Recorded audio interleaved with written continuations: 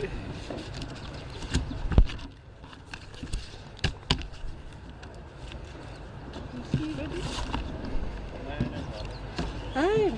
how are you? Fine. Good, how are you doing? Shughuli mingi, but I'm okay. Should I call you my mother? So,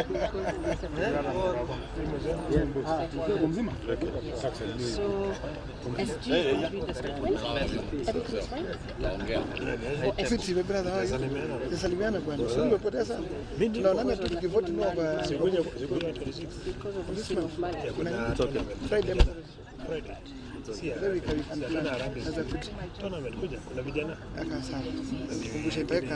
To exercise their constitutional rights to peaceful protest and tyrannical Ruto dictatorship. Other Kenyans have been abducted by a special police squad. We have received reports that the abductees have been tortured and injected with dangerous substances, which has turned them to a confused and zombies. Last year, 75 young Kenyans died in the peaceful Maandamano protests against the Finance Act 2023. They too should not be forgotten. The sheer brutality unleashed by the Inspector General of Police, Japhet Koome, and his force is an attempt to silence Gen Z, was unacceptable and unforgivable. Wiper Democratic Movement demands that IG Koome and National Regional Commander Adamson Bungei resigns from office and accept responsibility of the death, and they should be jailed even. Injuries, hijacks, and abductions of hundreds of young people, some of whom remain unaccounted for. Wiper Democratic Movement also demands that the fallen heroes and heroines be acknowledged by name by this regime. Additionally, there should be a full and unequivocal public apology from CS Interior and the executive for the death, and compensation should be made to their families.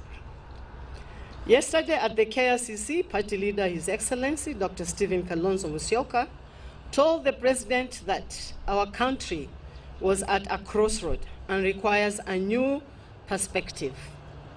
Dr. Musyoka also said that Ruto could not wish the Gen Z revolution away. Dr. Musyoka further urged Ruto to return our army to the barracks as well. On the latter, and the president agreed as the heavy military presence streets. We thank you, our party leader. In terms of the Gen Z revolution, it appears that Ruto lacks an understanding of public sentiment. Generation Z does not wish to engage in dialogue. They want action, and Wiper agrees. The current situation in Kenya could have been avoided if the regime had addressed rising living costs and implemented the National Dialogue Committee findings. You don't need dialogue.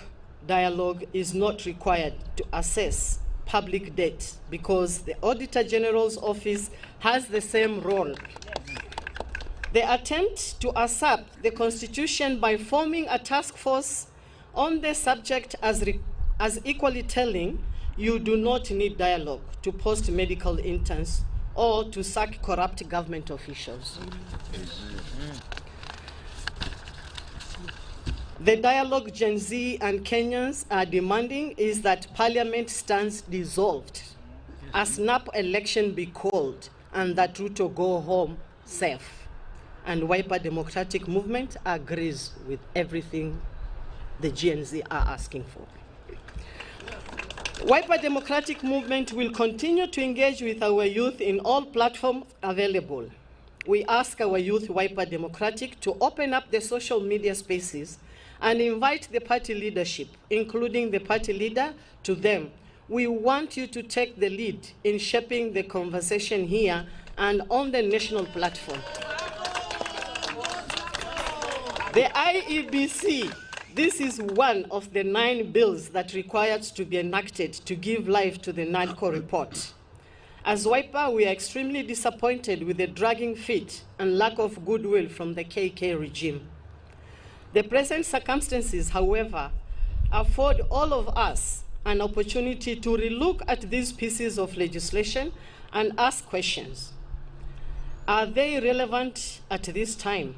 Nonetheless, our party is committed to the full implementation of the NADCO report. On the conduct of party members, first, we believe strongly in the fidelity of political parties, their mission, vision, and identity. It is in the public domain that 3 of our members, namely Farah Maalim, MP for Dadaab, Doris Donya Toto, PC Women Rep, John Okano Bwire, MP Taveta, and Abubakar Ahmed, nominated member, have repeatedly gone against the party's position. Their latest transgression was voting yes and abstain in the case of Donya for the now withdrawing Financial Bill 2024. Withdrawn. The four received invitations to attend today's NEC meeting. They all failed to attend and have offered their apologies. Their cases have been referred to the party's disciplinary committee.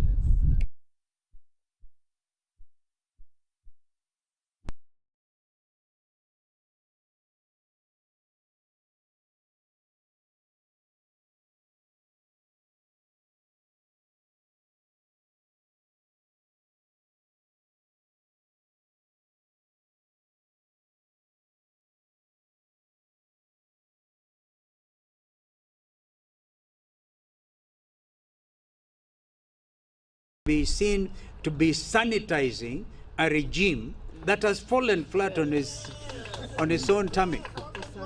So we are not about to do that. And we are a democracy, and I'm happy that when he said demilitarize our streets, they moved with speed and removed them. So in fact, I've heard the general service people saying, thank the party leader, we have removed our boots, we are back to camp. Yes. So this is something. We need that spirit of freedom.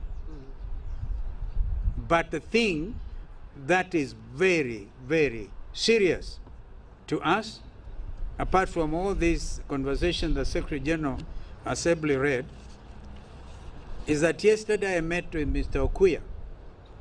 Mr. Okuya is the president of the Kenya School of Law Students Association. He was abducted from his house in Ongata, Rongai, was taken round. Eventually, after 2 days, he was dumped near a river in Maragua in Muranga. When I saw him yesterday, he was complaining of some stuff that was injected to his left arm. I think he has given a very detailed interview on his condition. We are recommending thorough medical examination, including blood tests and things, so we know.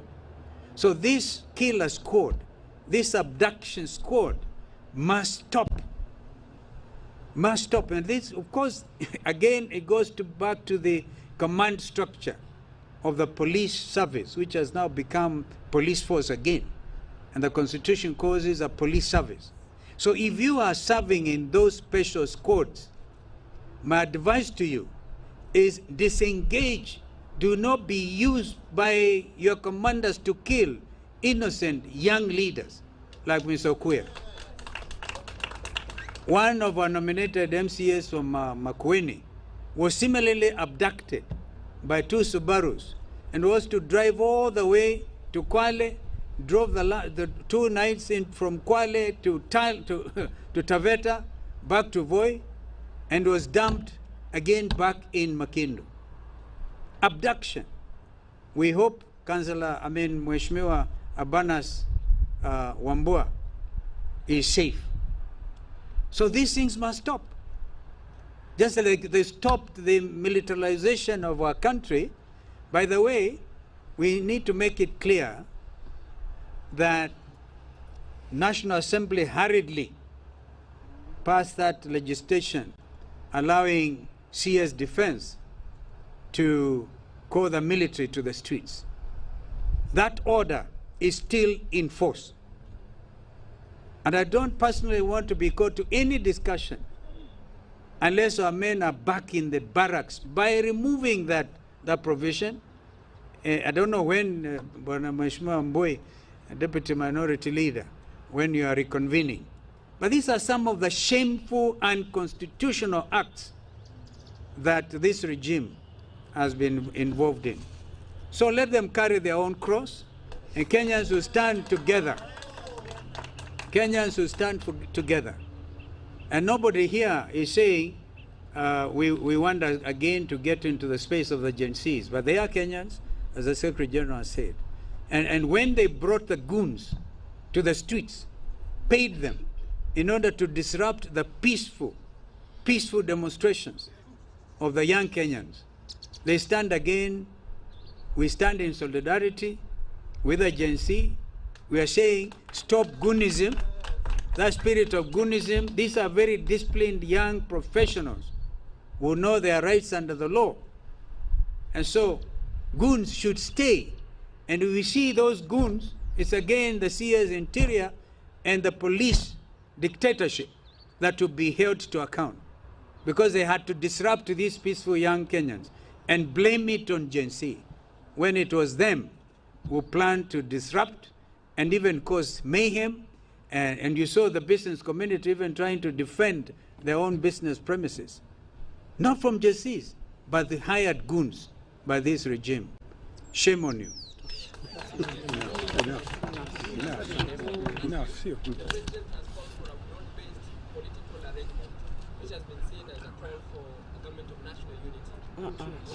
We have no comments on such a thing. We don't know. We are not aware. We are not aware. You're not part of it. All right. We are not aware. All right. So for now, no comment. Oh, my friend. We are not aware. Maybe you.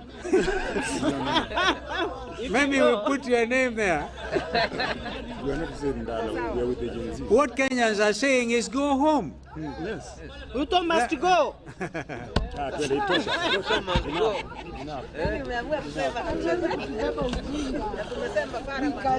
writings on the wall.